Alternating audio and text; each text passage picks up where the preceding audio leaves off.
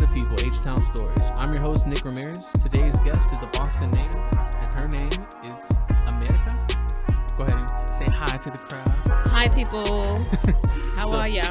Before we get into it, I like to just kind of start with conversations just to relax us. So, how's it been dealing with this COVID, knowing that you work in the courthouse and everything? What kind of stuff have you seen so far? Well, they were doing calls over the phone, and that really didn't work out because we basically you have to see the person in order to get their body language as far as that goes. And really, it's impersonal emails and over the phone is very impersonal, and you can't really tell what the people are meaning when they say things. So now that we're doing Zoom, at least we're able to see the people and talk to them and understand more about what they're saying, because a lot of times it's body language. It is. And it's so funny. So they used to just do phone calls. You just get a phone call and they say hi. Yes, exactly. That's hilarious.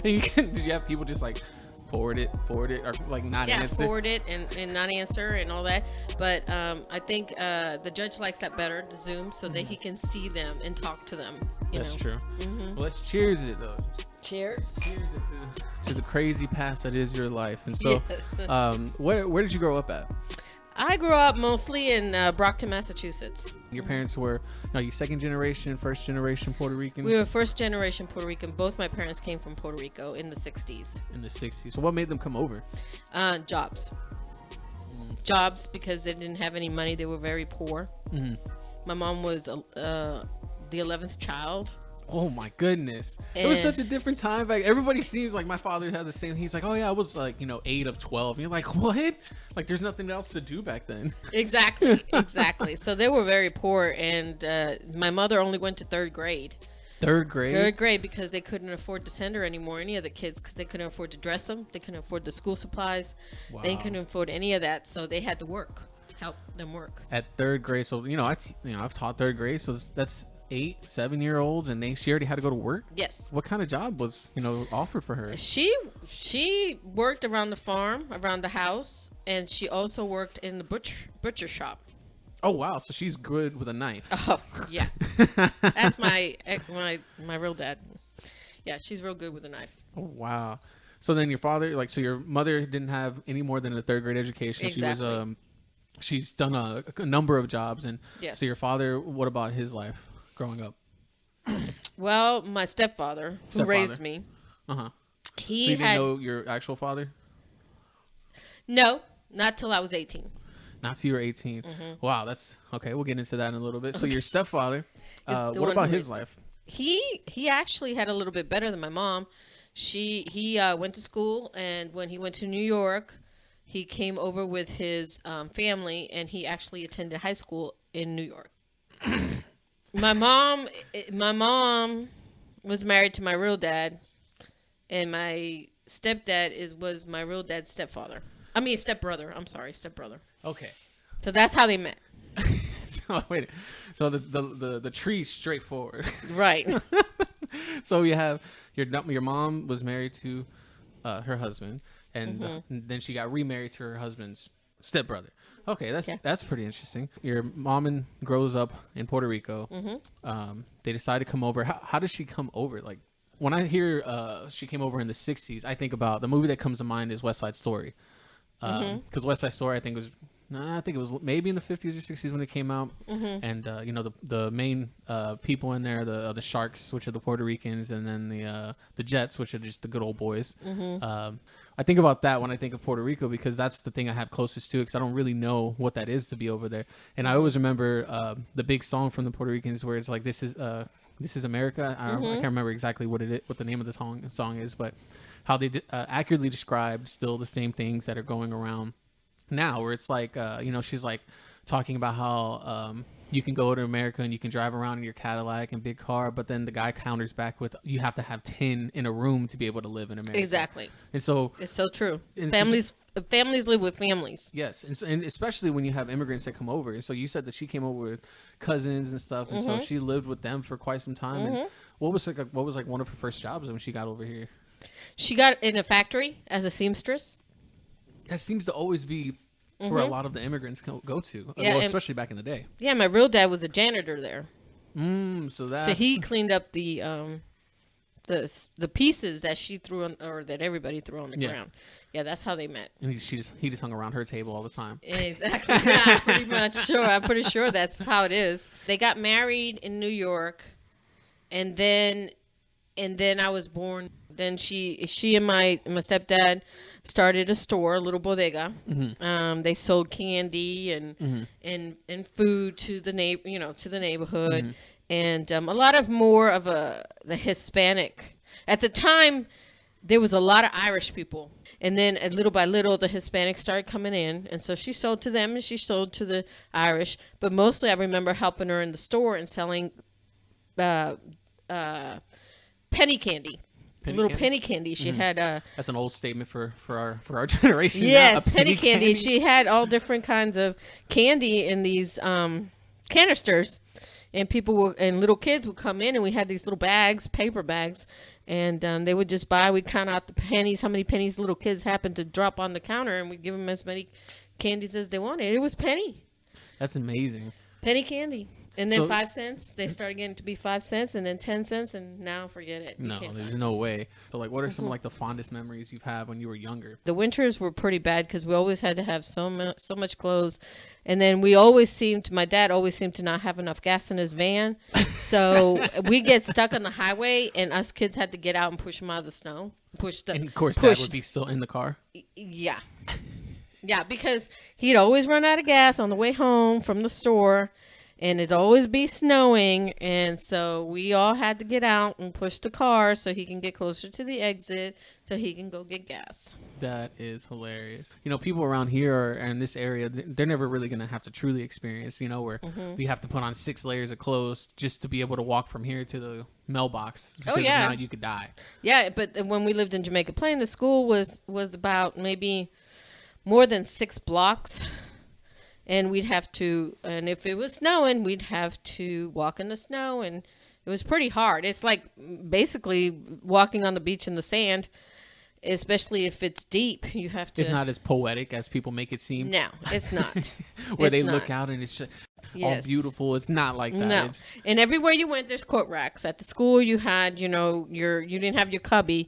You had a coat rack, and your cubby was underneath, and you'd have to get to school. You'd have to take all your layers off, hang up on the coat rack, your scarves, your mittens, your hat, your boots, and then you had extra shoes that you wore during school time. And then once you were ready to leave, then you would take off your shoes and put on all your layers, and then you would leave. Any childhood memories, like when you're at school, like a funny memory or anything that comes to mind? Well, I did have a teacher that I'll never forget her name. Mm-hmm. And it was only an elementary teacher. I didn't remember any of my other teachers. Her name was Miss Fortune. Fortune? Fortune. And she's a big lady. Mm-hmm. And I just remember, I don't know what I did. I don't remember what I did, but I had to hit, she had a ruler.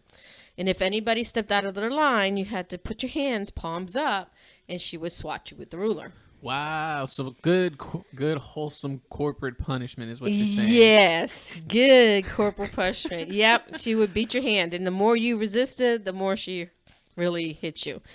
And I also remember another teacher, and I don't remember his name. And don't remember his name? No. Back then, we had school lunches. So, of course, they were kind of homemade.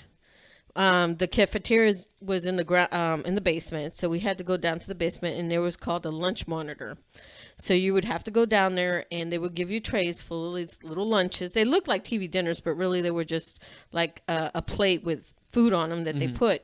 And I remember going up the stairs trying to get it done, and I went into this teacher's room, and he was talking, and he says, "Hold on." He told me to step outside the door.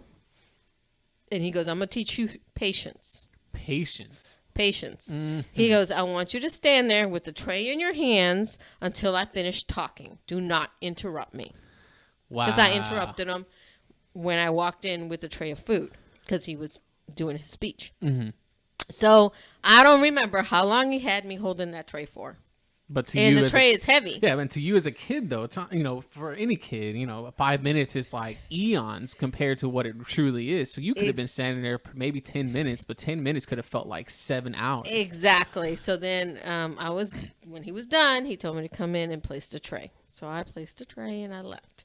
But I won't forget him. But I don't remember his name. I remember the fortune. You remember the slap in the hand.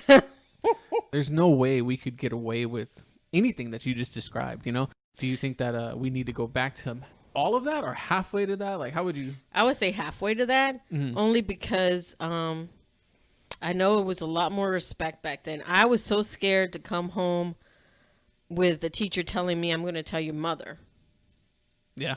So I would be good because I didn't want to go home to my mother. Parents don't ask the teacher, what did the kid do? They ask the kid, what did the teacher do? And it seems like I get it. You want to be kid-centric and stuff, but, or kid-centered rather, but you do have to have, you have to weigh that balance out. And so like when we have issues with behavior at school, they're mainly in the general ed education. When we look at the Hispanic or we look at bilinguals, their level of discipline is so much more different. We have for a lot of them are just newer immigrants. They just came over, and so they still have that. The teacher is everything, and so there's just less discipline from the bilinguals. Always. Did you ever get in trouble for speaking a different language though? Yes, not as bad as when I came to Texas, but yes, we. They didn't. When I was growing up, they didn't have bilingual classes. You were just thrown in with the English-speaking kids. Margaret Fuller. So when you went to Margaret Fuller, you got thrown into the regular education class. Straight into it. Didn't speak a lick of English, and you were prohibited from speaking Spanish. Yes, I mean, I was probably the only Puerto Rican there. And how did they deter you from speaking Spanish? Well, they wouldn't I don't remember them deterring me. I just remember not speaking it because they weren't speaking it to me. Like you didn't get hit if you spoke it or anything like that? No. I did not. Only if you were standing out of line. Yes.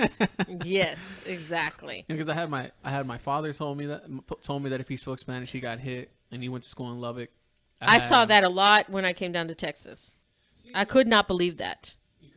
I couldn't believe that people actually were doing that, because up north, as a matter of fact, when I got to high school, they started having the bilingual classes. They didn't have them when I was a kid, not until I got to high school in the 80s. In the 80s. So, yeah, because then I talked to another family friend, and he was telling me that he grew up in the same area, same panhandle area up there. And he said him and his friends would have competitions of who can get the most licks because they spoke Spanish. Oh, wow. That's crazy. Do you think that that maybe the Boston was a little bit more like immigrant friendly? More immigrant friendly. I mean, do you see the reason why a lot of Puerto Ricans didn't go to the South who would have thought? None that I know of. I mean, there could be, and I don't know that, but I know that all my family went up to New York. Why would Puerto Ricans go up to New York instead of Florida? Exactly, where the climate is totally their climate. In their favor, and, right. And you're gonna go to a city where it's nothing but the opposite of your climate for half the year. Exactly. And the reason why, mostly because my mom said that the times in the south of the United States in the 60s were not favorable to immigrants or to people of different colors and language. And so by this time, your mom was with your stepdad, and they were doing their side business in order to save their money. How did you become a part of that? Because I remember you telling me that you were help packaging and cutting things. I knew they were kind of having. The only reason why I knew they were doing drugs is because we had a raid at our house. You had a raid? Yes. I remember my mom coming in. My dad had gone to Puerto Rico. My uncle had moved to Brockton, and it was me, my sister, my brother, and my mom, and my cousin Jamie. And that night, my mom came into my room, into me and my sister's room, because we shared a room, and she went into the closet, put something in there under the blankets, and then she said to me, don't say anything. And I said, okay. So we were in our room, and I heard this ruckus, people banging on the door. And all of a sudden, my mom opened the door, and all these guys came in the room. And I don't remember seeing anybody with any cops uniform on. They were I was all just about undercover. to ask you that. Yeah. It seemed like they were all undercover, and they were mean. They were so mean. Do you think it was a raid, or you think it was just a neighboring? No, group? It was a raid because they started taking. They said, we have a warrant, and we want to come in, and so and he also, one of them that came into my room, identified himself as a police officer. Mm. So we stayed in the room. My brother and my mother were outside in the kitchen with my cousin Jamie. They had them all sitting in the table. Me and my sister went to the table, and I stayed in my room. I refused to come out. So they were there, and the door was open, and they were ransacking everything. They were going through everything. They were just opening drawers and throwing it, and opening drawers. And they were telling my mother things, and she said, I don't understand you, I don't speak Spanish, and shut up, you do speak English, and blah, blah, blah. And they thought, and they wanted my cousin, Jaime, to give him a driver's license to identify himself. And my cousin kept giving him his license and say, my name is Jamie Seda. And they kept saying, no, you're not. You're Rafael Figueroa. And he would say, no, I'm not. And so they tried to get him to say he was Rafael Figueroa when he wasn't. So they were just, it was a bad moment because they were just really being ugly to my mom and my cousin. And so you are inside your room still. You don't come out. You're holding on to this package. No, I'm not. The package was in the blanket in the closet, and the door was left open on purpose to make it look like it was okay. Wow! And so they come in, and did they come into your room and ransack? No, they didn't. As a matter of fact, he came in.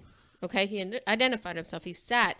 It was 2 twin beds, and I sat on one twin, and he sat on the other twin across from me. And I was looking outside because I didn't want to look towards the closet because I didn't want to make it look obvious. And here, I don't know how old I was when you were Puerto Rican. Like, hey, what's up. Yeah,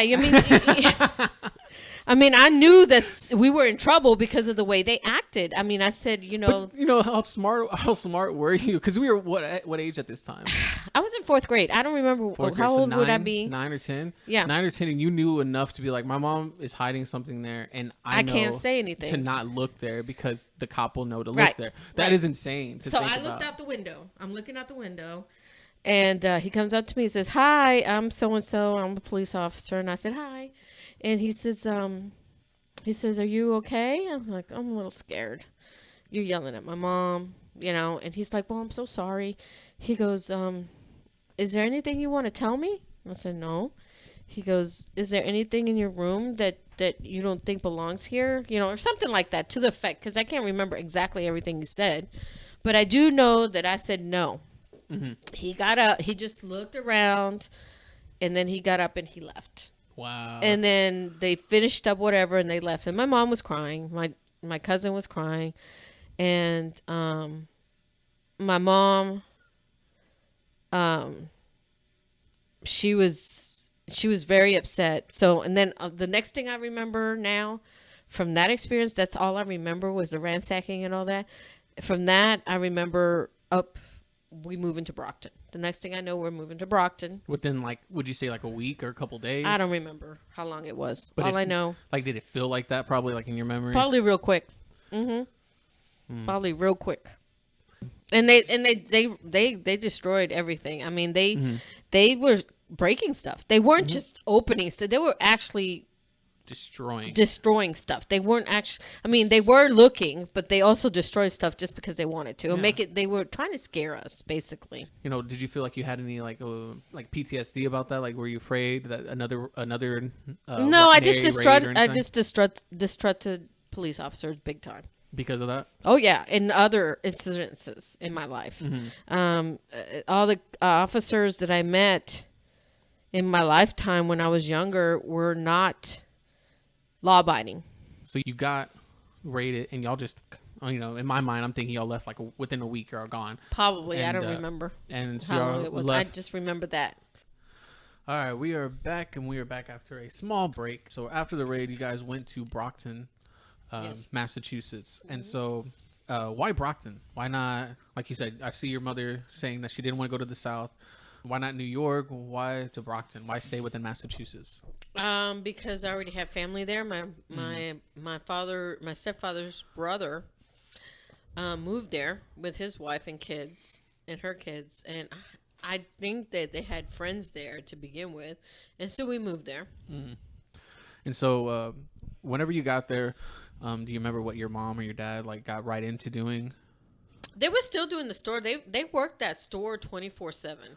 I mean, 24 hours, 7 days a week. Where was that store at? In Dorchester, South Boston. So it wasn't even within the town that y'all were staying in? It was a bad part of South Boston, and it was good when we first moved there, but then it started going down. We as kids stayed a lot in the store with them. We went with them. They didn't have a daycare. Of course. So we stayed with them when we weren't in school.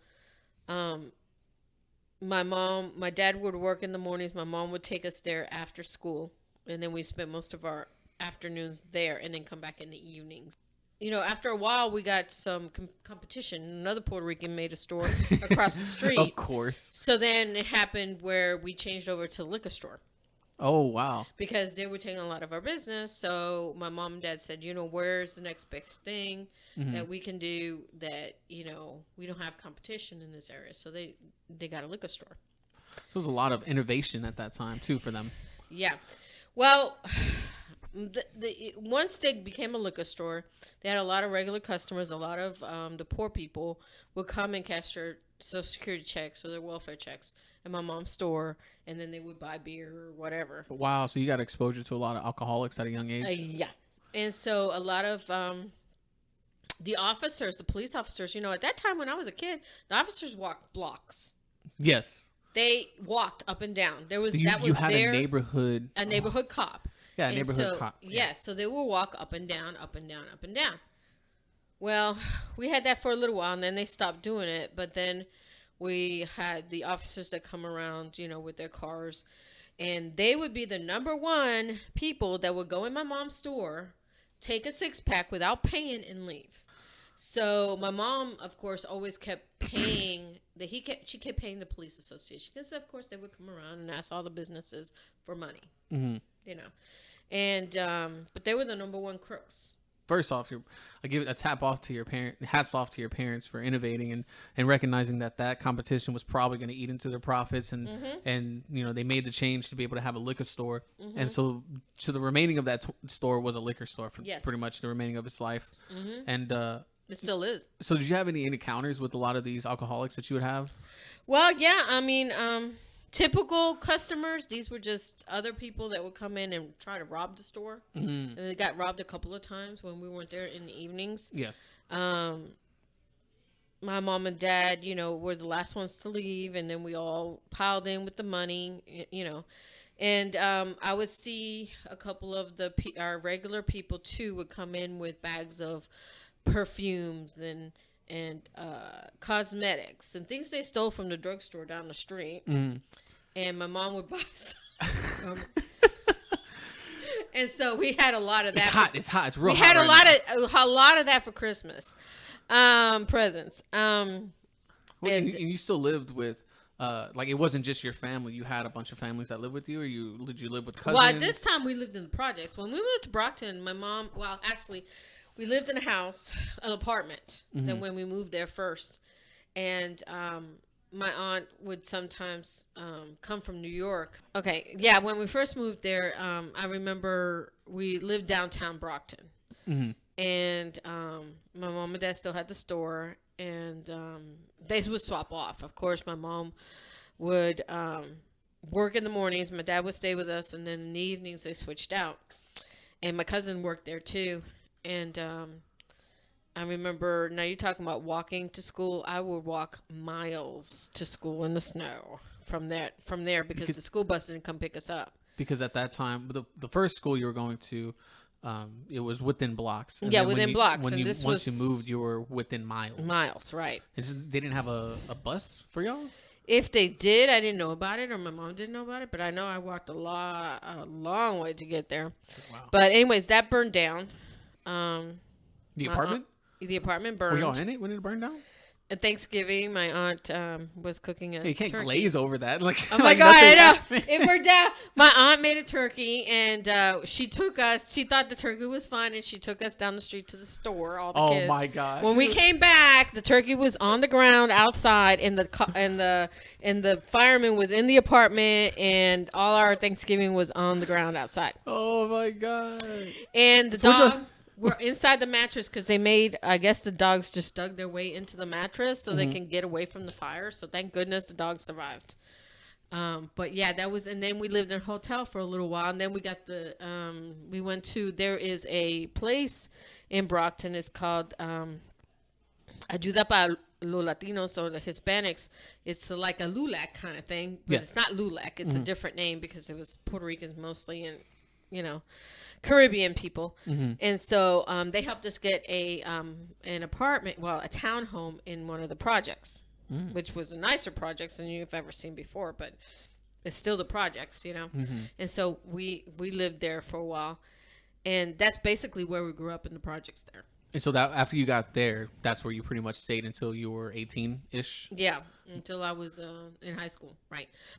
During the school year, of course, we as we grew older, we stayed at home, and my mom and dad would go to the store, and then they would come home. Yeah. In the store, being there and seeing all this stuff. I mean, like, they have shootouts. They had a couple of times the cops would come by after the shootouts.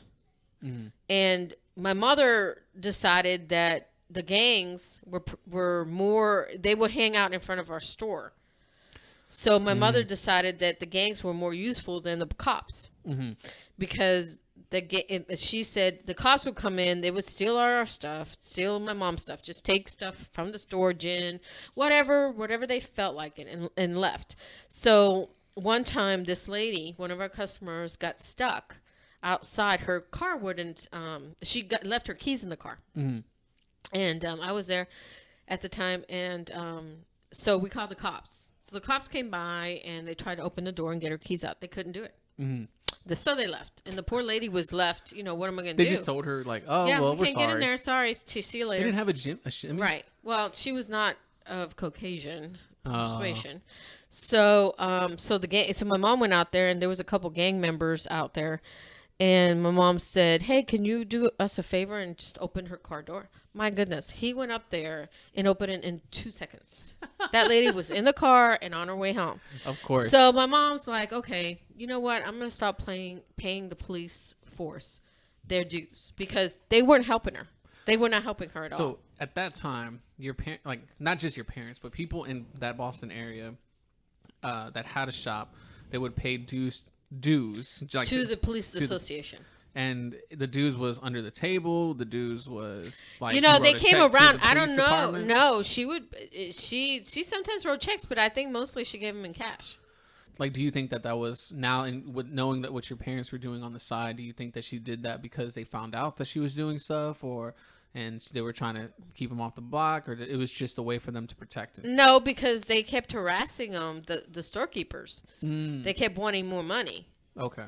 And so my mom said, "That's it, I'm done," and told the guy she wasn't going to give any more to the police association, because every time she called them, they would come after the fact. They wouldn't come for hours. Yeah. And then they would show up after everything was done and said. So she'd rather take that money and pay the gangs, yes, because the gangs were immediate. Right, the gangs were there, and so my mom decided, hey, you helped us out. You want to take over for our security. And so she got a security guard. And he was a real nice guy, and he got along with the gangs. So between them two, they held off people from our store. They held off the robberies and everything. But the police got mad because my mom, when they came in and was asking for the money, she said, "No, I ain't gonna give you no money." Wow. Because you don't help us, And so of course we have retaliation from the cops. So they even went in every time they would come in and get more stuff. I mean, they just decided they were going to harass all the shopkeepers, Wow. you know, that were on the block. You know, going back to your parents getting into the illegal business, when did that start per se? Like, do you know, like, did you ever ask your parents? You ever talk to your mom about why she chose to do that or go into that? She said that really, you know, I did ask her after a while. I asked her why. And she said, well, because that was the easiest way to make money and go forward and keep a roof over our heads. Mm-hmm. And because the jobs, mainly a lot of the jobs that she couldn't do. I mean, she tried to get work, but she couldn't do it. She had to have her own store. I had to help her a lot of times. She went to a school and learned English. She went and decided to take English classes. Mm-hmm. She decided to take math classes so she can do the books at the store. Mm-hmm. And I would act as her interpreter. Oh, wow. And I would help her with her homework. And that seems to be the case for a lot of first generation, you know, they tend to be the translator and they help the parents get settled. And it's a lot. Was it a burden at times? Or what did you feel like, you know, when you look at, because when you're a kid, you don't really realize the perspective. And how many siblings do you have? I only have a brother and a sister. So, you know, there's only 3 of y'all. 3 of us. And you're the oldest, youngest? I'm the oldest. So, you know, a lot of that burden fell on you. Mm-hmm. And did you have a little bit of resentment because you had that responsibility placed on you at a young age? No, I was glad to help my mom because she was a fighter. I mean, she was a smart woman for just having a 3rd grade education. Yeah. Because she made it work. She was a hard worker. My dad, well, he was there. He helped, but he wasn't he wasn't the go-getter. No, he wasn't the go-getter. My mom kept the store. She ran the store, and she did everything to go forward. My dad kind of hindered her in a way. Mm-hmm. He's a player, which a lot of Hispanic men are. Mm-hmm. So his mind really wasn't into the store as much as my mom was. My mom tried to keep food on the table. Mm-hmm. He was thinking with his other head. Yes. You know, that's tough for a lot of firstborn. They're usually the ones that kind of help the parents a lot more. Especially, like, I have a friend that, you know, his sister had to translate for the mom and dad every time and help them do stuff. So, but it wasn't like your mom wasn't also doing her part. You know, she went back to school. She went back to school. She went back to learn the books and learn all that stuff so she could further do it. Yeah. So you helped your mom do a lot of that stuff, and you shared that responsibility. Did you ever have to put in any nights into work when you were still working? I mean, still going to school and stuff like that? I started working at factories I started working when I was a sophomore. The government had some kind of program for kids who were in the project, or they would give us jobs at like VA hospitals or libraries, or you can pick whichever thing you wanted to do. I started on a farm. You started on a farm? Yeah, I started on a farm growing stuff. What did you grow? Corn, potatoes, vegetables, all kind of vegetables. We had potatoes, we had onions, we had watermelons, we had... So you grew them, you hoed the yard? We did it from the beginning. Wow. So we got picked up at all the junior highs. Wow. From all the projects, all the junior highs. We got picked up there in a school bus, and we got taken to the farms. And so we went out there and we did our own. We did it from the beginning. We weeded. We put all the plants on the ground. Once they were ready to pick, we came back. We picked them all, and that was our summer. Wow. And I get like it's so funny because as you're saying it, and I get that there was just a government program to help. But it still sounds like a way for the government to exploit the lower income immigrants that can't afford to make a better life. You know, when your other friends we got paid. Well, yeah, but still, like, it wasn't a lot. But the immigrants still get paid picking up the lettuce that you're eating right now. But right. But it sounds like a way that they were able to exploit a small amount of people. But at the same time, you learned a skill that you could probably you can access it now if you really had to. Like, you know how to do that stuff. That's I would have never pictured you out on a farm. That was my first job. And then after that, I got a job at a VA hospital being a nurse's aide. Which nowadays you have to have a certificate, but I did that before. But because of my age, I didn't have to clean everybody's butts. You know, I just cleaned the rooms, dusted, things like that. So you were you were in the VA hospital. Did you have any encounters with a vet that impacted you? Well, one of them twisted my finger one time when I tried to help the nurse change his shirt, but I thought he was going to break it. But I also remember getting real close to these veterans. And so I remember coming in and hearing about one of them that passed away. And they usually all passed away in the early morning hours. So before I got there, they would be passed away. They would have passed away. So it would hurt. It would hurt because I got to know them. So you got to experience death, at relatively 11th grade? Yeah. 11th? Oh, well, maybe earlier than that, because I had a cousin that got killed in Brockton. Right before I started high school in Brockton, there was a race war at this high school. My cousin was there involved in it. Our high school was a big high school, and there was 4 buildings: the blue, the yellow, the green, and the red. And for some reason, they divided them. The yellow usually were the blacks. The green usually were the whites. The blues was Hispanic, and the red was Cape Verdeans. Okay. Which were Portuguese, half African. So they all met up in one of the cafeterias and started fighting each other. And right after that happened, my cousin and the Vietnamese were also in the green building too. And my cousin was outside his house with his friends, and they were sitting on the porch, and some Vietnamese guys came by, and they had words, because I guess one of them had fought earlier or before that. Within that same day? At the school. Okay. Yeah. I don't know if it was this. No, it wasn't the same day. It was probably the same week. We were at home. We had just gotten back from my mom's store. We get a call, and it said my cousin was stabbed. Well, what happened was that he was just sitting there. He didn't know these guys. And his friend got into a fight with one of the Vietnamese guys. Then his other friend jumped in, and then he went to stop it. And he happened to be the one stabbed. They're not sure how the knife came into it, who took the knife, who got the knife. They ran. The cops came 20 minutes, 30 minutes after, while he's laying there. Wen got his mom. His mom came out, was holding him in her arms. They were there. His friends were there and said that he died in his mother's arms. He was asking her to help him. And she said that I couldn't help him. He was saying, "Mommy, help me," and all that, and I'm cold and everything, and he died. And the ambulance workers were very rude. They were ugly to my aunt because she went ballistic. And instead of trying to help her, they were like being ugly to her.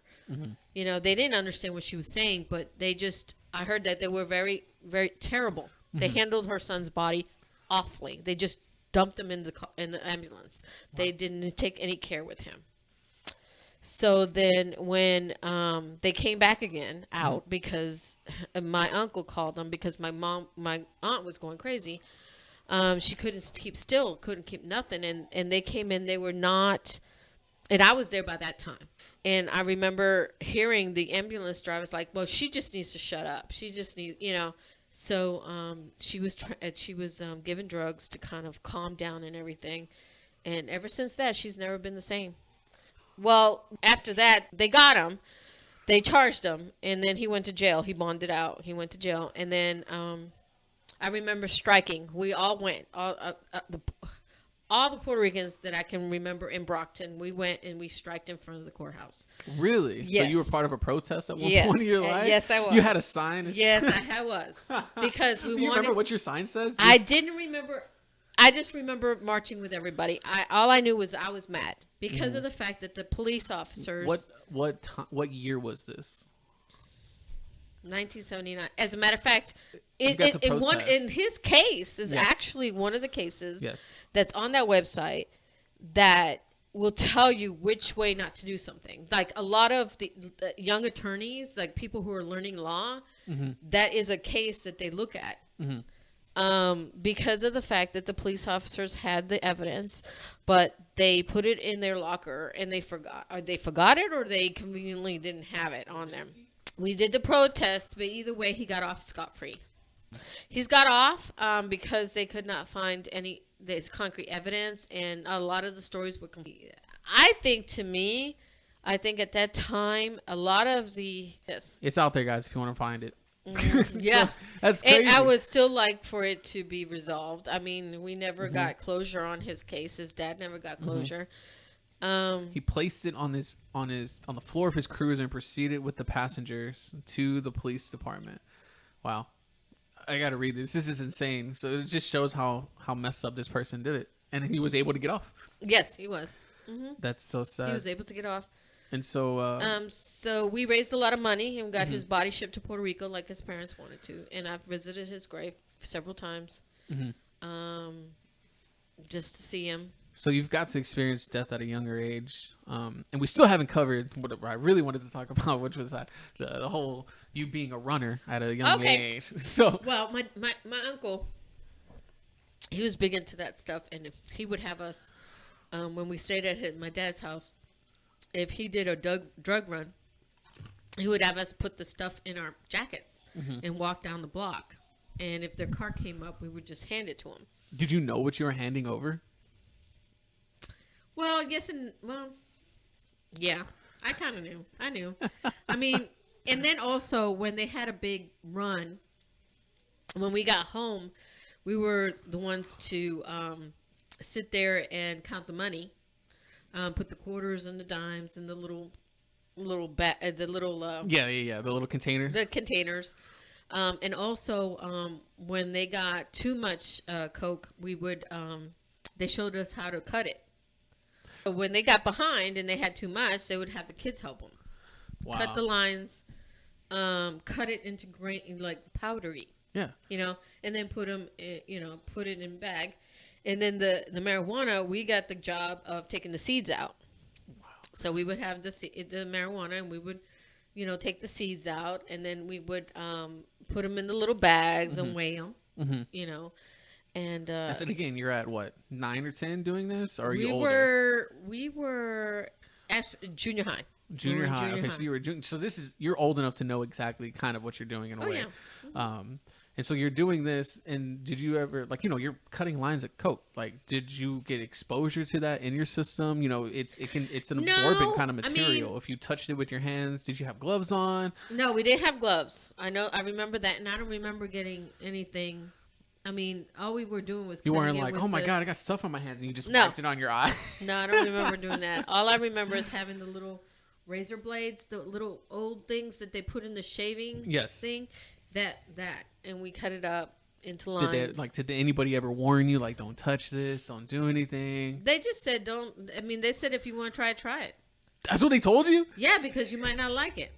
But I didn't try it. I mean, I did. I did it one time, but I didn't like it. Pot, as far as pot goes, I mean, everybody in the house, my dad would smoke pot and then blow it in our face, he'd do that with even the kids, and my mom would get mad. We only did it because we were helping them. Mm-hmm. We were only involved when we were home. They needed us to help because they were behind or something, or it was late and they needed to hurry up and get this stuff done. Come here, kids. Let's help do that. Me and my brother, we never really liked it. And my parents figured, let's have them try it, because if they're not going to try it here, they're going to try it outside. Yeah. I mean, just some people are like, I'd rather have my kid drink here if they're going to drink underage, because, if you get into a certain environment where the kids are being exposed to it and it's not, it's not introduced by an adult in a correct way, they're going to do it without the adult, and they're going to do it more stupidly. And when you look, especially with guys, and you're like, oh, I could drink this. Oh, yeah. And then you start one-upping each other, and then somebody's either alcohol poisoning or somebody's wasted, and they got to make it home, and then the parents are all mad. So you've got exposure to that in a way. We got exposure, to help you. Yeah, and from your parents' mind. Right. And my mom, my mom would say, you don't like it, right? And I would say, no, I don't like it. And I said, well, okay, that's fine. You don't like it. Now you know. There you go. And my dad would say the same thing. There you go. Now you know. Now you know what it is. You don't have to try it out there. You know what it is. And the same with alcohol. And, my mom used to drink gin and play gin with the girls, gin rummy. And we'd go run over there and we'd taste it and we'd run away when they were at break. And then they come back. Oh, we know who take it. Did you like it? No. Well, see, there you go. Now you tried it. You don't need to try it again. Now later in life, yes. Yeah. Well, I still don't care for gin, but everything else is good. It's probably associated with that memory. That's probably why. Yeah, I didn't care for that. Yeah, I didn't care for gin, but so drugs do a lot of things, and drugs do a lot of money. I had an uncle that, the same uncle that, helped my mom and dad with all that drug stuff, actually stole from us. He got caught up in it. He caught up in it and just started burglarizing the family. Wow. When he didn't have the money, we came home one night and everything was gone. I mean, somebody had broke into our house and took everything. When we found out, he was in New York with my aunt, and he had a lot of money at that time. So we knew he's the one that came in because he knew exactly where everything was.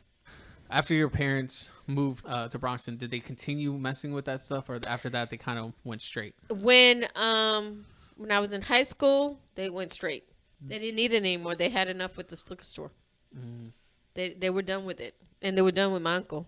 Well, because by that time he already had burned. He had burned the family. He got burned with the family and everything. They were done with him. Wow. They were done with him. Yeah.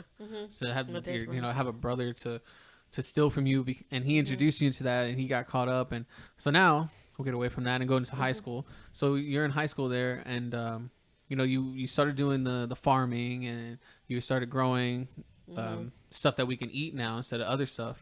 Yeah, exactly. Instead of stuff you can smoke. Did you do any other activities that you did in high school? No. That's one thing I do regret not being able to, because our parents were not involved in our school life. They worked so much that they weren't involved in school, and as long as we were passing, didn't matter. It didn't matter to them. Did you have any resentment about that? Yes. I would love to be in extracurricular activities, but as soon as we were done with school, we had to go home, and we had to take care of the house, have it presented, have our homework done. And then if we weren't doing that, then we would be at the store helping out. So you were always doing something. Always doing something, or we had a job after school. I worked a lot of jobs too when I got out of school too, but it was mostly factory work. I worked for a perfume factory, worked for a pen factory, different kind of factories. You can list them all. A frozen food factory. Howard Johnson's. They started doing, when at that time in this, back then the frozen dinners were all the rave. Yes, I remember the TV dinners. I did those. Wow. I did some of those. I worked for Howard Johnson. Wow. That's such an amazing thing. Again, you've had a plethora of jobs, like tons of different ones. And so then that's after high school, right? So at the very beginning, you said you met your dad at 18. What made you want to meet your dad at 18? Okay, I didn't actually meet him. I've never seen my real dad. I talked to him on the phone. Oh, wow. What happened was that I had a bad place at my senior year in high school. I had a lot of things going, and some bad things happened, and so my mom shipped me to Florida. Okay. Mostly because of a boy, my ex-husband. Yeah, my ex-husband. So to get away from him, she shipped me to Florida to my cousin's house. And so then my dad had an affair with one of my cousins, which my mom's niece. And so I was living with her sister. Man, he really thought with the wrong head. Jesus Christ. I like this family. I'm just going to stay. So my cousin, she was angry. She told me that my dad had an affair with somebody, but she didn't tell me who. She's like playing games with me, I guess. And she said, "Well, how would you feel? What do you think about this woman?" Just asking me a question. I said, "Well, that she's a hoe. I mean, why would you go after a married man?" I had my standards. I said, "You don't go after a married man." You know what I'm saying? And so she would say, "Well, what if this woman knew your dad before, and your mom got in the way?" And this is the same cousin that was doing it? That was entangled? That was a sister that was telling me this. Oh my God. And so I was like, "Well, I don't care. She's still a hoe because she should know better."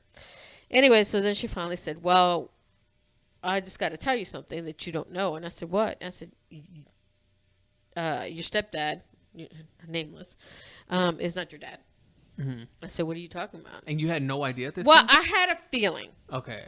But still, I had a feeling because I used to look at my birth certificate and I wonder Who the hell's name? Certificate. Because I was a nosy little shit, and I used to go to my mother's room and look at everything. I barely saw my birth certificate when I needed to get.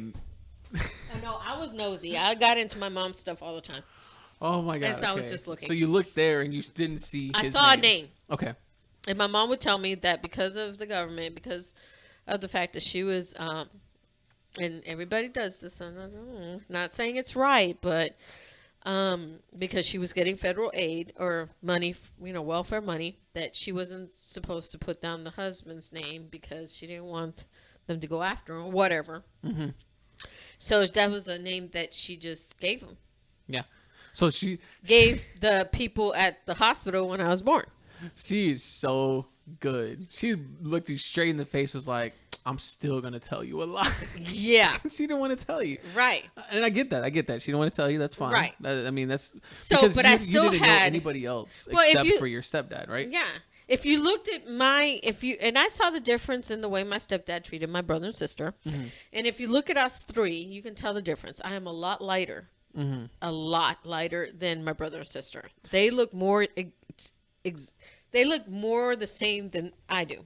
So you said... I felt like the oddball in the family. It didn't help that your stepdad played into that. Yeah. He kind of like...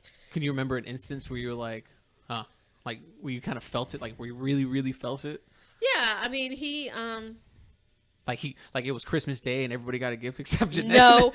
No, it was one day I was cornered in the van and hit a lot with a belt because I tried to reprimand my brother, and a lot of times he would punish me really harsh. Because you know, in your eyes, I'm just gonna get after my brother because I'm getting after my brother, but he took it a next step because in his eyes you were. Yeah, I was locked I was basically put in a van and beaten. Wow. And I knew that at that point that there was something not right, mm-hmm. And so, but I was the one mostly hit in the family, even though my brother and sister would disagree. Mm-hmm.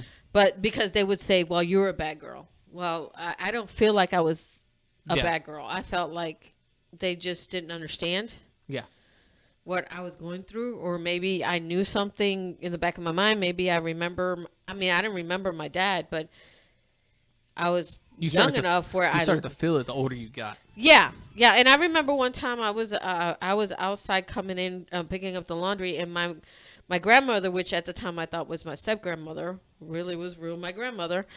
Had told my mom, "Hey, have you told her?" My mom said, "I'm not telling her anything."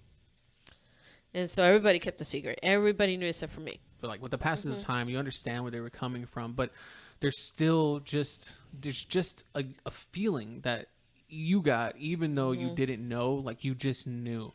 And it's just, it doesn't, nobody likes to be the only one that doesn't know a secret, especially a deep secret like that. And so your cousin decided to tell you. My cousin told me, and then I called my mom and I asked her. Well, yeah, I was not really close. I mean, at the time we were, and then after all this happened, we weren't close anymore. I think she told me because she was mad. Oh. At what was happening with her sister taking the brunt of being the mistress of my stepdad. So in a way, she was, and it was like a double-edged sword. She was trying to hurt me and hurt my mom through me. That sucks. So because I called my mom. Uh-huh. As soon as she told me, I called my mom. So she was trying to get to my mom through me. This is before you had speed dial, so you were just on the rotary phone. On the rotary phone. Yeah. As soon as I get to 8, we're about to find out. Yes. So I called my mom and I asked her. I said, "So who's my dad? I know Bailo's not my dad." Oh man. And she said, "It's you're right. He's not, and so is." And I said, "Okay." And so I was shocked. So then I called my real grandmother and I talked to her, and she told me, yes, it's true. And that she said, "I knew you'd find out." She goes, "Sangre llama sangre." Blood calls blood. Yeah. That's what my grandmother told me. That's a good saying. Because I told her that I kind of had the feeling, and she goes, "I know. You kind of had the feeling. I know, because blood calls blood." Yeah, leave it to grandmas to know to come up with just the perfect saying in the moment. That like, Mm-hmm. what else could you mean? What else could you say at that moment? You know? Exactly. And Exactly. so, what led to? I guess you never met him. So No, I called him. You called him, and where was he? Do you remember? He was in New York. He had gotten married. Well, he married another lady, and then I called him. He said hi, and then he sent me some money because I was in. Because money heals all. No, well, I was trying to get into this. I was trying to get into the school, which I now regret going. Don't ever go there. It was in Florida, and it was supposed to help you become a flight attendant. You were gonna try to be a flight attendant? Yes, I went to school to be a flight attendant. Oh my god. Yeah. Yeah. But That's it didn't so work cool. out. So Could have been in Europe for all you know. I know, right? So, anyways, after so I talked to him. He sent me some money to go to that school, and then I didn't hear from him again. And then when I married my second husband, I came to Texas. I called him again. He was this time his wife had died, and he married her sister. Again. So yeah. He's like, I really like this family. So then, so then he moved to Connecticut with her sister after his wife died, and I told him, I said, anytime you want to talk to me, here's my number, here's my, my address. I said, you can call me, and talk to me, or you can come visit me. And that was the last time I heard of him. And then he passed away. And I called my aunt. I said, I never heard from him because they were, it's funny because my cousin would tell me, well, you never called him. I said, yes, I did. I called him and I gave him my phone number and I gave him my address. I said, and then I called his sister, which was my aunt, and I told her, I said, he never called me. He never did it. And she goes, well, I spoke to him. He said, well, if he didn't have anything to talk to you about, why call you? That's the kind of guy he was. Yeah. I mean, that's... And I said, oh, really? Okay. It's very troubling. It is troubling. And especially for a young woman at that point in her life. You're what, 18? You hadn't, it's a shock to your world. You didn't realize that the last 18 years of your life, or 17 and a half or whatever, how long. Yeah. But it was devoted to somebody else that you found out wasn't your dad. Right. Now you have your access to your real dad, and your dad doesn't come through in the shining armor that you hope he would come through. And, I think the older that we get, I think the more you start realizing that we're all human. And that he was probably damaged from the beginning, and just unfortunately, were all. Yes. And so you didn't really have contact with him, but you still did everything you needed to do. You still got all the love you needed from.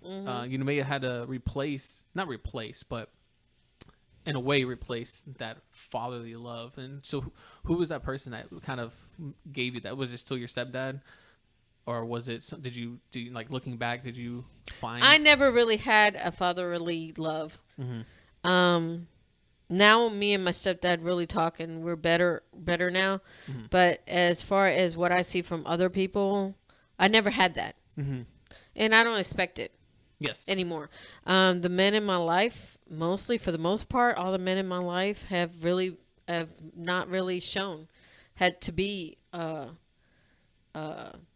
trustworthy and until now, until I got married, but the second time, but have been trustworthy and nice and do you think that I can fall back on? Yeah.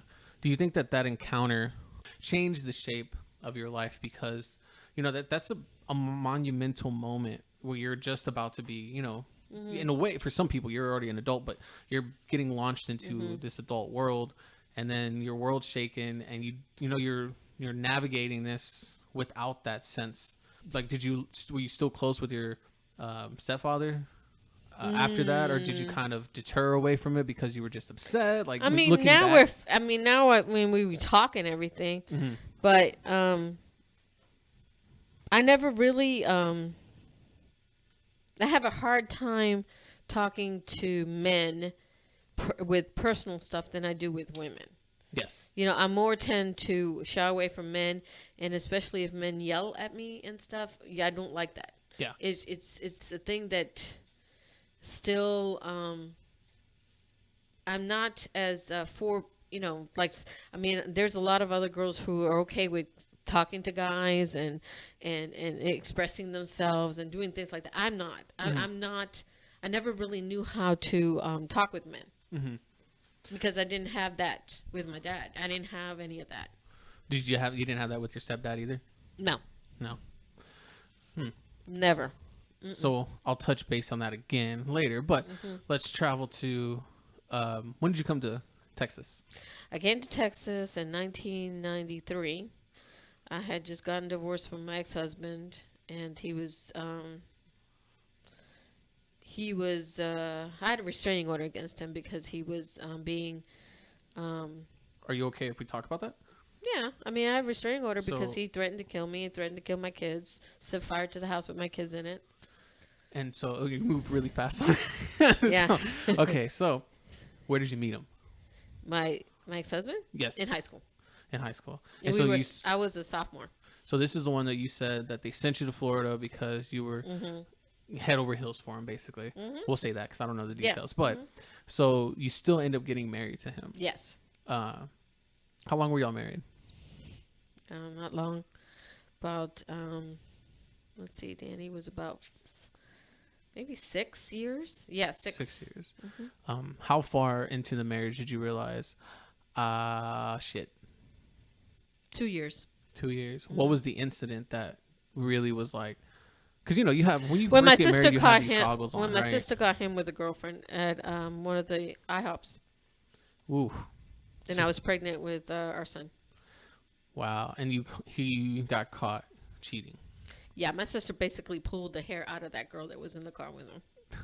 In true fashion. In true fashion. I love Yes. that. There's nothing.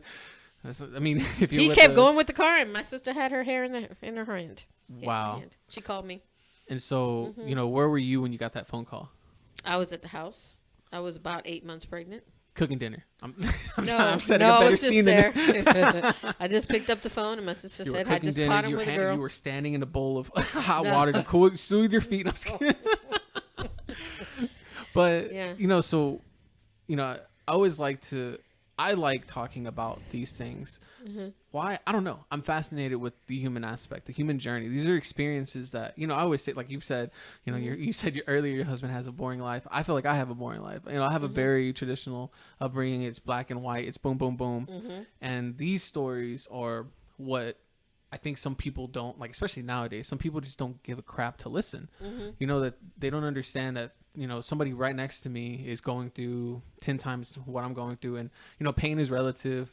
Fear is relative. Everything is relative. What you're going through, I would have never imagined that you had gone through something like that. And, just like, everybody's story is different and everybody's pain level is different because of the things that they go through. And, it's sad because I wish that you were able to have those experiences, but those experiences make you. Those experiences make us who we are. And so that's why I like talking about stuff like this. Yeah. And hopefully this helps because, again, you said you have trouble talking to guys with those things. Man, I'll freaking talk about this. But I also have a unique experience because I grew up with women. I mean, my dad worked 24/7 every day he could. And so I really just was with my sisters and my mom all day. So I am like, I'll talk about feelings all freaking day. That's just me. But so you got with him, he's cheating on you, and so that was the first instance 2 years in, right? So then how did it progress for the next 4 years, and then what ultimately led you? And again, you've already kind of shared what happened, but let's build it up to those things. So did you confront him on the cheating, and how did he handle that? Yeah, and he just denied it. And his mom was very nice. There was a language barrier, of course, because I didn't speak Portuguese at the time. He wasn't the first time. I mean, well, that was the first time I caught him. But his mom and dad were very nice. He had he came from a big family. He had five brothers and sisters. Altogether were 5. And, of course, the stepchildren. The half brothers from his dad's first wife. Well, his mom was very nice, and she treated me nicely. His dad was very prejudiced. He didn't like the fact that I was white. Okay, so we had this conversation just a couple nights ago, where you were talking about this, and you had like this reverse racism, like I guess you would say, right? I don't racism is good either way, but instead of you being, you know, African American or dark or whatever, there was prejudice against you because you were of the lighter skin. Of a lighter skin, yes. And I've never heard of that, and I've never even thought of something like that. That seems so. I think it's ridiculous that, you know, we even have racism in a way, because I think it's a us versus them human basic aspect. But, you know, so you got that from your father-in-law, and like, do you remember things that he's told you? Do you remember, like, is it the way he treated you? It's the way he treated me. I mean, he and also my children. When my children were born, my son was a lot darker, looked more like his dad. My daughter was a lot lighter, looked more like me. And he always played with my son, but never my daughter. Wow. And he also played. He also had a daughter, which was lighter skinned, and she had a daughter, and my daughter and her daughter were never playing. He never played with them. He played with my son and his other daughter's daughter, which was darker. So he showed more attention to them than he did to my daughter and my other niece. That were whiter. Were you able to bring that up to your husband at the time, or he was kind of one of those, like, he was like, I don't want to deal with that. That sucks. You know, and so he was like, I got to go get this girl over here. So right, he's got another. She looked one. at me, and I know it's there. Yeah. So yeah, but and back in those days, those girls that were okay with going with married men were, always calling my house. They were all calling my house. My husband's with you. Yes, they would call my house. They would say, hey, do you know where your husband? Yes. Jesus. You know where your husband's at? He's right here next to me. Yeah. God. Well, of course he wasn't with me, so I assumed that he was there. So that is insane. Yeah. Like I mean, I'm sure that stuff still goes on, right? Like, there's still girls that want to get with married guys, but the audacity, yes, they to would just call, and the wife answers, I'm still looking for him. Like, Jesus Christ. And so we would get phone calls from these girls, women, yes, and tell me where he was. I wouldn't even say women, I just say girls, because only girls play games like that. Yeah. But so you get these girls calling, and then he denied everything. What was, like, one of the big fights? Because you got 4 more years of this, and you've talked about that he threatened your kids. He threatened to burn the house down. Like, well, that's after I told him I was going to leave him. Okay, so, like, there wasn't any other instances, like, he never, like. Oh no, he did it all the time. He would come home and I'd be sleeping. He'd slap me in the face and wake me up. But why? And was he drunk? He was drunk. He was a drunk, and he drank a lot, and so he would come home. Drunk. Yes, and he even had a dog. He got a dog from somewhere. I don't know where he got the dog, but he even sicked the dog after me to bite me, and the dog bit me a couple times. And you never? I called the cops one time. And what happened? And they came and they took him. Of course, my kids were crying. Of course. And I felt bad for them, and I was like, oh my God, my kids are seeing this, and I don't want them to see this anymore. And then came the instance where he broke my arm. He broke my wrist, actually. He broke your wrist? Yeah, he broke my wrist. Oh, my God. And that was it. My dad said, that's enough. See, my mom, I guess I don't know why, but I would tell her that I didn't want to be. My mom would tell me, you married him, you're staying with him. But it is a very old school perspective, because you married him and you're staying with him. That's your choice. You did that. So now don't look to me for any help. You're staying with him. But also, she was trying to not have you marry him. In a way, right? Yes, at the beginning. So she didn't want me to be with him. She didn't think it was a good relationship. And maybe that's why your mom. And then at the end, she was like, "No." But then my dad, when he broke my wrist, my dad said, "That's enough. Yeah. That's enough." That's scary, because you didn't, like, when you go to your mom and you tell her something like that, you're looking for backup, right? You're looking for that emotional backup too. Like, just tell me that I'm not insane, right? Right. And then when she tells you to stick with him, it's like, in a way, it's like a slap in the face without her actually physically hitting you, because you're looking for help, and they're just like, well, you made your bed. Well, yeah, you made your bed, sleep in I could get out of the bed, like, I can get out. It can be okay. But, it takes a very strong will to do that. It's not something that's easy.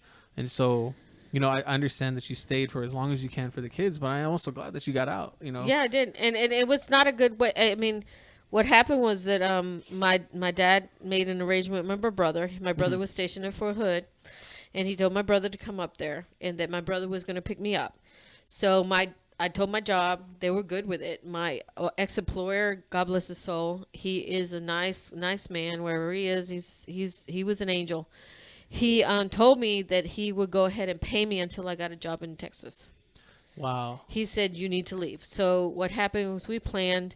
I would come to work that morning. My brother would be at my mom's house. He would take the kids. He would pick me up from work. I would leave my car because he was watching me. How old are your kids at the time? 6 and 7. Do they ever, before we get more into this epic trail to Texas, do your kids ever talk, like, have your kids ever brought up this to you? Or do they remember it, or they vaguely remember? They vaguely remember because he was never really around. I mean, I had a couple of times where I almost had one time where I got CPS called on me because he was supposed to pick up my kids. I would go to work. He was supposed to pick them up after. I would put him on the bus, and he was supposed to pick them up after school.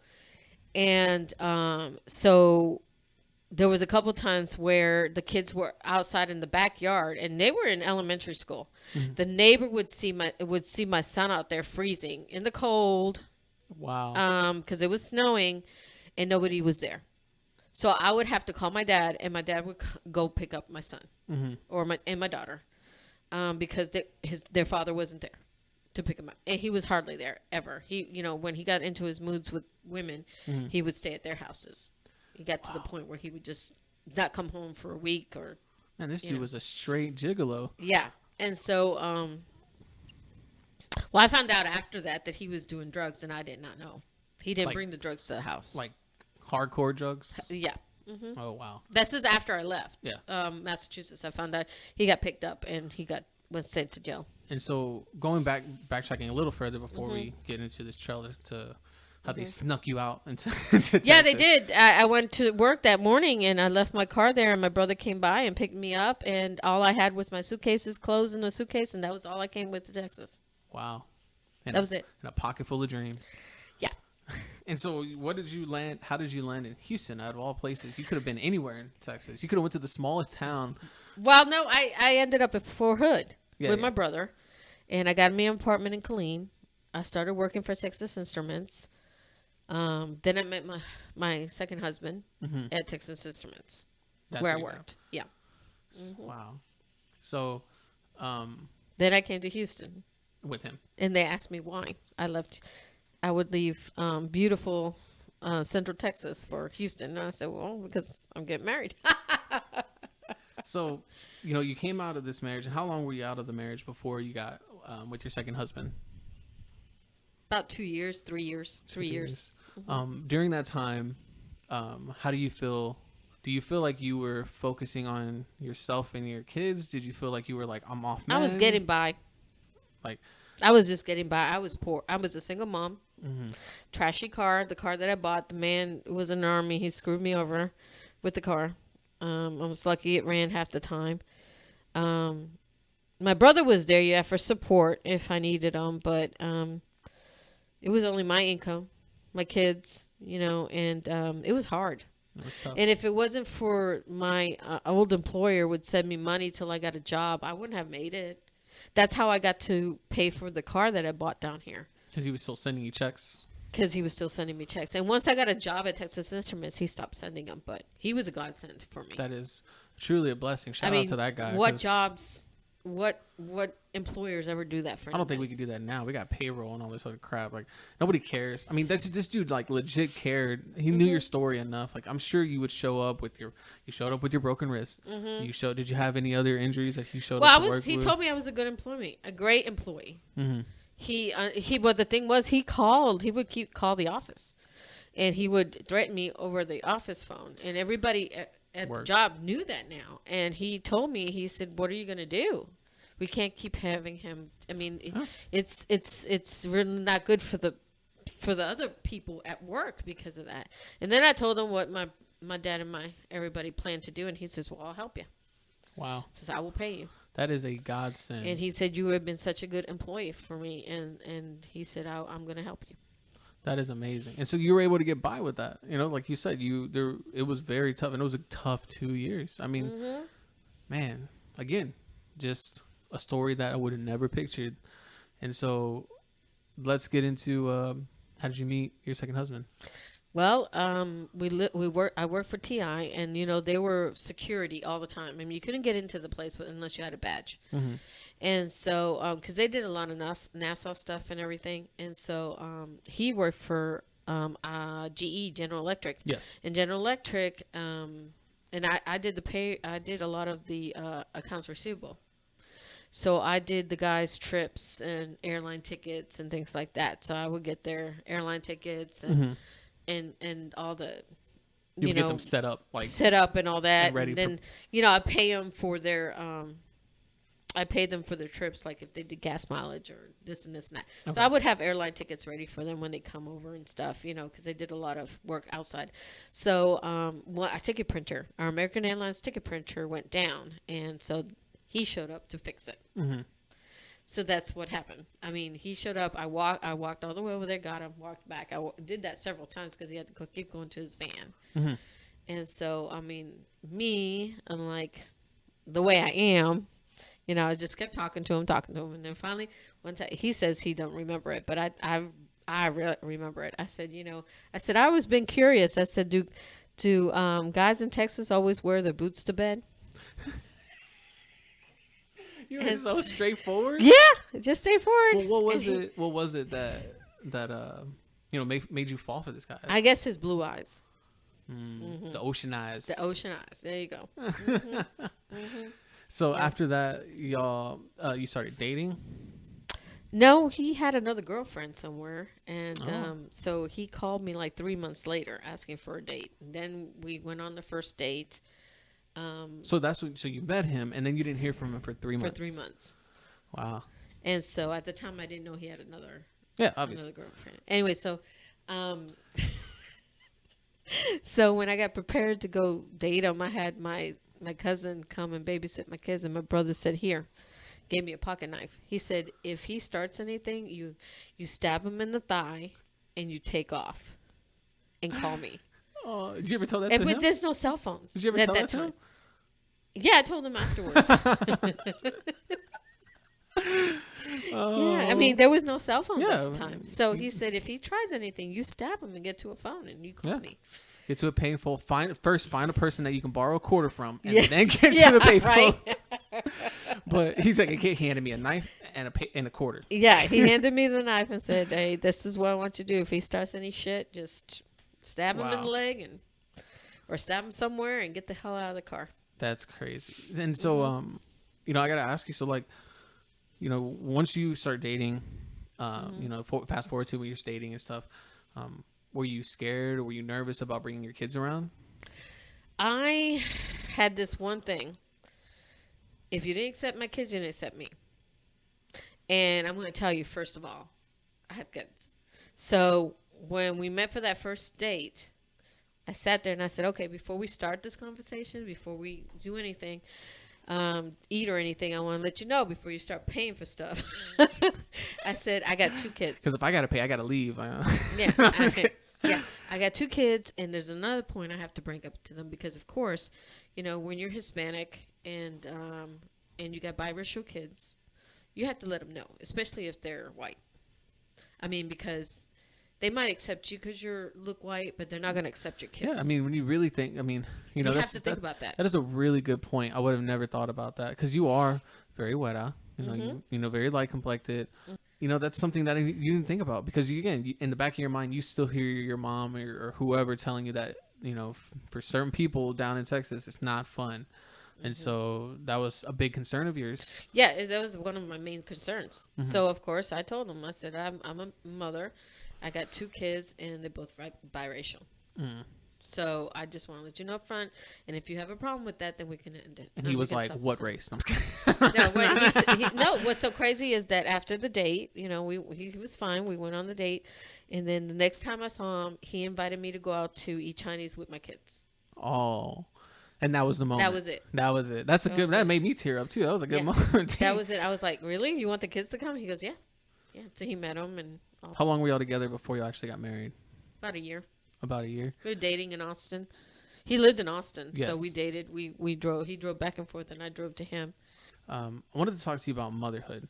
So, when you had your two kids, how does your perspective in life shift once you've had kids? My kids came first. My kids came first for everything. Everything. I was second. If I go out and buy something, it was for them. I never bought me anything. I wanted them to have the best school. I wanted them everything for them. I wanted to shelter them because, a lot of times when I took my son, I had my son first and I had my daughter. And when I had my son, when I'd go to places, I'd sit there with my son and they'd look at me and say, "Are you his mother?" I'm like, "Yes." It's pretty true. There was a lot of that. A lot of that going on. Just to give the audience a perspective, you're like, how could I describe you? Like, you're a piece of paper next to a Hershey's chocolate in a way. And so, obviously people are going to look at you in a weird way. And especially for the times, right? Because, that was what, early... No, when I had my kids, it was 80s, in the 80s. And mid-80s. So, there's still a lot of that lingering around where it's open because it's still there, but it's just, under the rug. But, so I could just imagine, especially you being in the Boston area, because you were still up in the Boston area when you had them, right? Yes, and it was there. And had that. And they're bold as hell out there. Yeah, they are. They're very bold. Very loud. They're very bold. And so, but I also when I came to Texas and I put my son and my daughter in their first elementary school down here. My son and daughter were taken care of my son was mostly taken care of by my mom, so he spoke a lot of Spanish when he out of school. Does he still speak Spanish? No, he forgot it. Oh, and so my daughter was always with my other family, with his family, and she spoke a lot of Portuguese. And I couldn't understand my daughter half the time. Did she still speak it? No. These are like, oh my God. Exactly. But here's the thing: when I came to Texas and I put him in that school, I got called to the school. It was a Reeses Creek Elementary School. I got called to school, and they told me that I needed to stop talking to them in a foreign language because they are falling behind because they can't learn English. I can see that. It is, if you that's one of my concerns with him because he. When I want him to come here, when he's here at the home, we got to speak English and we can speak a little bit of Spanish. But if you start blending it, we've had it. They get confused. They do get confused, and then you have a kid we've had a kid that's in 4th grade, can't write in English, can't write in Spanish, can't read in English, can't read in Spanish, and they're broken in a way because the parents at home would speak Spanglish. So then you have a kid that is. When you tell somebody that's a second language learner, the food is great. Like they hear it in English, they translate it to Spanish, then they translate what they're gonna say. They don't translate. Excuse me. They say what they're gonna say in their head in Spanish, then they translate it into English, and then they say it. That is a huge. Instead of like me just responding, that is another 2 or 3 seconds of processing. Well, I had problem with my grammar. You did? Yeah, with my grammar in school, doing book reports and things like that, because a lot of times I would put it backwards. Like Spanish, a lot of times it's backwards. English is this way. So I did have a lot of problems with that. But believe it or not, I think that since I had a lot of problems, I focused more on that. And so that was my best subject, was English. Yeah. Well, usually that's what it is. Like, even as teachers, they say your best subject, you shouldn't teach. You should teach your worst subject because you were a better student for that subject. Therefore, you know how to teach the kids that struggle the most in that subject because it was hard for you. So then, so they tell your kids that, and so you stopped speaking Spanish at home. Which my mother always tells me it's a big mistake that I did, and she's right. It is a big mistake. Now my kids do understand it. They can't talk back. They can't talk back to you.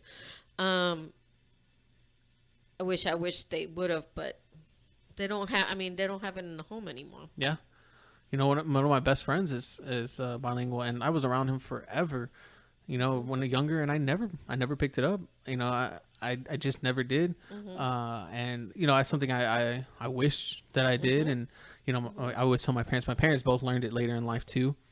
From my experience, I'm the first generation. To the second and third generation, that's when a lot of the Hispanics lose their traditional Spanish with the kids if they don't keep going. That's where with it. That's where this America melting pot comes in, where the third by my generation, I'm more American Yeah, than Mexican, exactly. and for anybody that's third generation or second generation, you start getting removed from the culture. And Yes. it's funny because now I find myself wanting to find that culture more, Yes. because for somebody that is more American but still is not ostracized, but you feel ostracized because you're not. That you start looking for what is it that makes you feel at home, and that's where you start finding your culture again. Right. So maybe your kids, it's not the end. I'm sure your kids will find that again one day. Oh yeah, they do. I mean, they do. I mean, a lot of at they home. got you with all those amazing dishes like you brought today. Yeah, that dish was really good. Yeah, yeah. And nowadays, I remember we used to have family over all the time. Thanksgiving was awesome. We had tons of family over.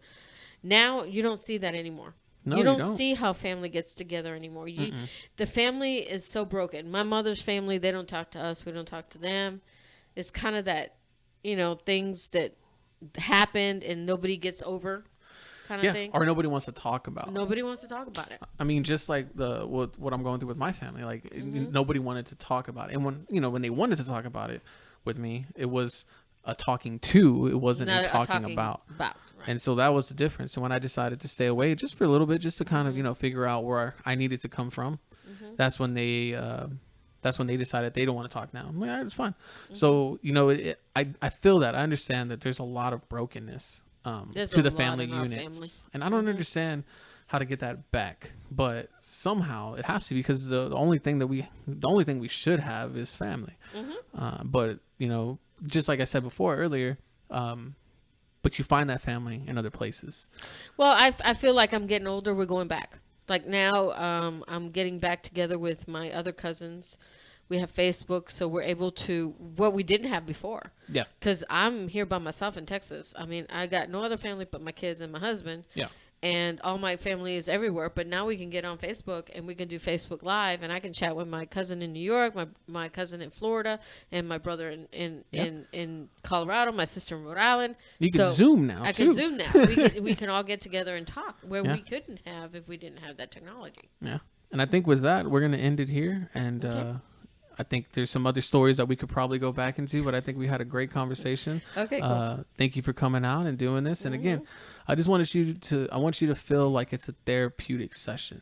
Like, we go in, like I told you last time, we go into your head and we pull out the things that maybe nobody wants to ask. Maybe people want to ask, but nobody wants to ask, because it is hard. There's conversations that, I might not have all the words to say at the moment, but the thing is that, at least for me, I'm here to listen. I'm always here to listen. Right. I think it's just we're all here to share our stories, and we don't have to carry these things by ourselves. Right. If we surround ourselves with the right people, and we surround ourselves with the family that we want, we should be able to have access to those things. So thank you for coming out, and thank you for sharing all this stuff, and see y'all guys later. All right, thanks.